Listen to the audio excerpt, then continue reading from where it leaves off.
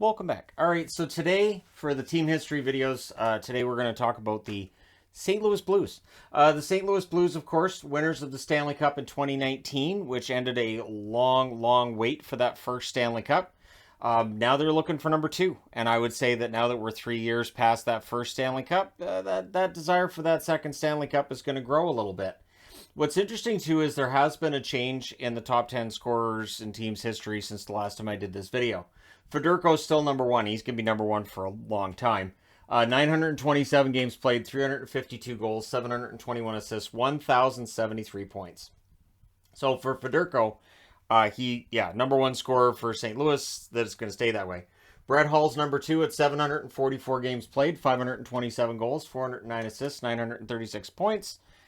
It's a shame he didn't stay in St. Louis longer. Probably should have been number one on their scoring list, but there you go. Brian Sutter is number three, 779 games played, 303 goals, 333 assists, 636 points. Gary Unger is third, 662 games played, 292 goals, 283 assists, 575 points. Tarasenko is now pretty high on this list. In 606 games with the Blues, 252 goals, 272 assists, 524 points. And apparently still has a active trade request should it come to pass. He has 1 year left on his contract, though, so we'll see whether or not he gets the necessary 51 points to pass Unger and move into fourth on the all-time list in St. Louis Blues scoring. Alexander Steen, 765 games played, 195 goals, 301 assists, 496 points. Pavel Demitra, 494 games played, 204 goals, 289 assists, 493 points. Almost exactly a point per game for Demitra. David Perron, who now is with Detroit, 673 games played, 196 goals, 269 assists, 465 points.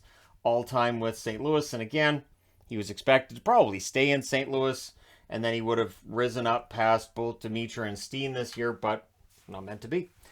David Backes, 727 games played, 206 goals, 254 assists, 460 points, which makes Al MacInnis number 10 on the list, 613 games, 127 goals, 325 assists, 452 points.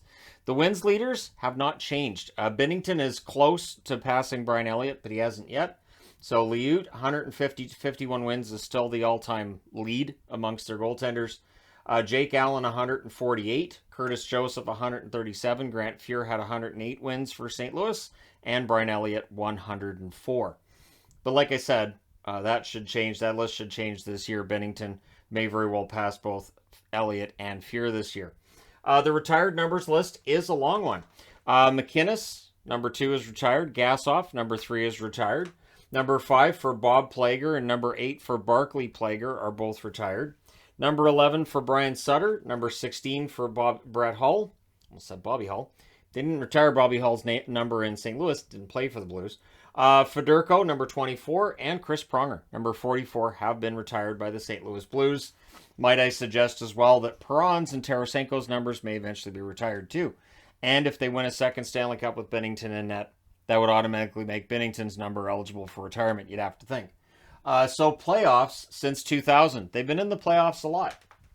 In the year 2000, they lost in the first round in 7 against the San Jose Sharks. 2001, they lost in the conference final against Colorado in 5. That was a really well-built team, that 2001 St. Louis Blues team, too. They had a lot of really good teams. They were willing to spend money when other teams weren't, but they spent their money pretty smartly, too. 2002, they lost in the second round against Detroit in 5. So they were against, Colorado Stanley Cup winner, Detroit Stanley Cup winner. They were right there. 2003, they lost in the first round 4-3 against Vancouver. They had actually led that series 3-1. Vancouver won 3 in a row. And then Vancouver returned the favor to Minnesota, where they had a 3-1 series lead. And the Wild actually came back and won that one in 7. Different time. 2004, in the first round, they lost against San Jose in 5. And then the struggles. They didn't make the playoffs again until 2009, where they lost in the first round in 4 straight against the Vancouver Canucks. Then they missed the playoffs a couple more years, 2012 to get back in. They lost in the second round against the Kings in 4 straight. No shame in that. The Kings were a machine that year. Jonathan Quick was a machine that year. 2013, they lost in the first round against LA in 6. 2014, again, it's the first round in 6 against Chicago. 2015, they lost in the first round against Minnesota in 6. So 3 years in a row, they couldn't get out of the first round. 6 out of 7 playoff appearances, they couldn't get out of the first round. But that would change. 2016, they get all the way to the conference final before losing against San Jose in 6. San Jose's name shows up 3 times on this board, so not great luck against the Sharks. 2017, they lost in the second round against Nashville in 6. Of course, that was Pekka Rinne's year, right? 2019, after a year outside the playoffs where it came to that last game when Colorado knocked them out, 2019, they get their revenge by winning the Stanley Cup. 2020, they lost in the first round against Vancouver in 6. Vancouver, oddly enough, has never lost against St. Louis in the playoffs. It's one of those oddities. 2021, they lost in the first round against Colorado in 4 straight. And, of course, this year they lost in 6 games in the second round against Colorado. So the Avalanche have had their number. 2001, they won the Cup. 2022, they won the Cup. Both of those occasions, they knocked out St. Louis before getting there. So their arena is Enterprise Center. They've had 26 coaches in the history of the team. Their first coach was Scotty Bowman. He had a record of 110, 83, and 45, and he led them to Stanley Cup finals. Now, there's an asterisk to those Stanley Cup finals of sorts because this is when you had the original 6, which was one division, and then you had the 6 expansion teams in their own division, so you're guaranteed to have an expansion team in the Stanley Cup final. After 3 years of that, the Chicago Blackhawks switched over, and that ended the run of Stanley Cup finals for the St. Louis Blues. However, that 2019 Cup, it makes all that pain go away. So their most recent coach and current coach, of course, is Craig Berube. He has a record of 156 wins, 80 regulation losses, and 36 losses in overtime or shootouts. Honestly, Berube, fantastic run for him with St. Louis. The first goal in the history of this franchise was scored by Larry Keenan at 3:22 of the third period in a 2-2 tie against the Minnesota North Stars, who, of course, were expansion brethren. Their most recent goal was scored by Jordan Kyrou at 9:34 of the second period in a 3-2 loss against Colorado Avalanche, that, of course, being in round 2 this year. Their all-time penalty minutes leader is Brian Sutter, 1,786 penalty minutes for Sutter. So he's a tough customer, absolutely. Season highs, in terms of goals, Brett Hull, 86 in 90-91. Adam Oates had 90 assists that same year, and Brett Hull finished the year with 131 points.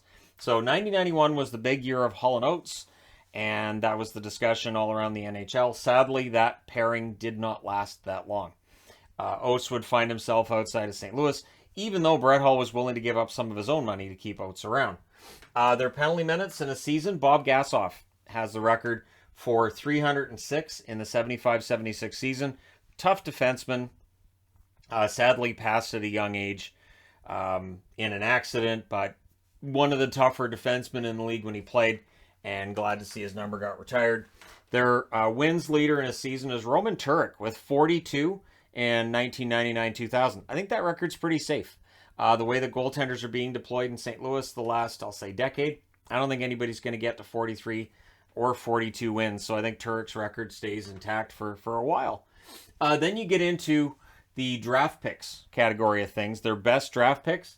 To me, 1982, drafting 134th. They draft Doug Gilmour. That's pretty good at 134th. And then 134th again, 2 years later, they draft Cliff Ronning. So this, of course, was in a decade where they decided just not to draft 1 year. It was a mess. The early 80s for the Blues was the highs and the lows, sometimes within weeks of one another, when they almost became the Saskatoon Blues, but it didn't happen. There's a video on the channel about that. Number 109 in 1978 was Paul McLean. Number 198 in 1988 was Brett Hedican, who had a very good career. Number 159 in 1987 was Guy Hebert, who would be lost in the expansion draft to the Anaheim Ducks.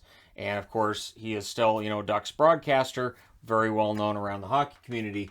Number 88 in 2011 was Jordan Binnington. The takeaway here, too, isn't just that Binnington was an 88th overall draft pick. He was drafted in 2011.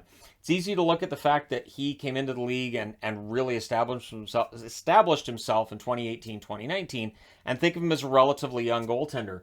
But being drafted 11 years ago, He's not as young as people might think. And I say people, some may very well be aware of his age. I would imagine he's quite aware of his age.